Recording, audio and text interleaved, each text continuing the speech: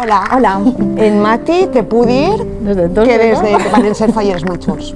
Des de l'any 1990. Pues mira, la candidatura com a tal, que jo recorde, no va ser una candidatura a l'ús. Els components de la directiva vingueren a meus pares a buscar, perquè en aquest moment no n'hi havia fallera major, i no sé si en el cas de Mati va ser igual. Pues jo recorde, jo tinc molt mala memòria, val?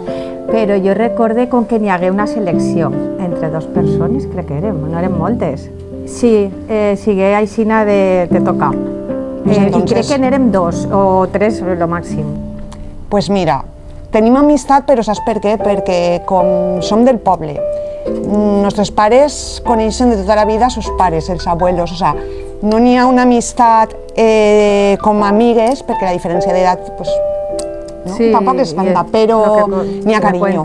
Jo recordé el primer acte va ser la proclamació, que ho farem ahir en els Casaors. Com era el 10è aniversari, recorde que crec que aquest any tots se volcaren molt en fer algo especial o disfrutar-ho molt. Jo per mi sí, o sea, increïble, perquè me recorde que te cantava, clar, jo era una xiqueta i tota la banda alrededor, cantant tota la gent, o sigui, era molt bonic. O sigui, jo el disfrutava molt i a més el carrer se tallava també en part, no? O recorde que de fer festa en el carrer. I després també era una cosa curiosa perquè aquest any no n'hi havia carpa ni el casal estava al costat de la falla, estaven tots en els ben lliures. Entonces fem, pues, sí, trasnochàvem anar, va cuidar a la falla, va tornar... Sí, era com un poc ahí, tento de cap. Pues no era com ara, no n'hi havia tant d'acte.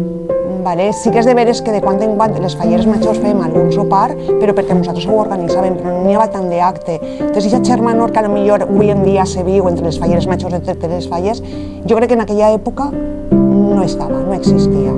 Pues mira, jo no podria dir-te un en concret, perquè és que es disfruti tots, des de la cabalgata, la visita als casals... A mi els passacarrers... Mira, la visita als casals te puc dir que el meu any sols se va vestir, si no recordem mal, sols se va vestir una persona i a meitat de visita als casals al principi se posa mala.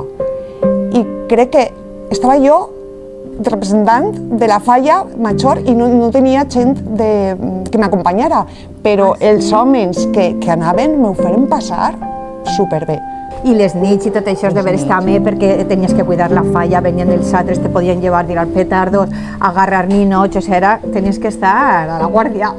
Ja te dic, jo no puc dir-te uno, però el dia de la crema per a mi va ser...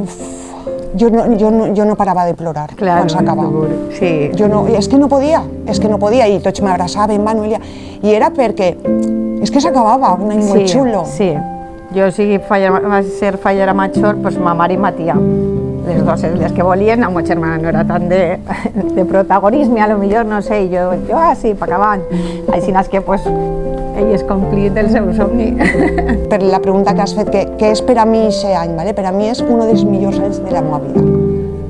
Jo era molt joveneta, jo tenia 16 anys, jo era una pipiola, per dir-ho d'alguna manera, no tenia encara aquesta innocència de 16 anys.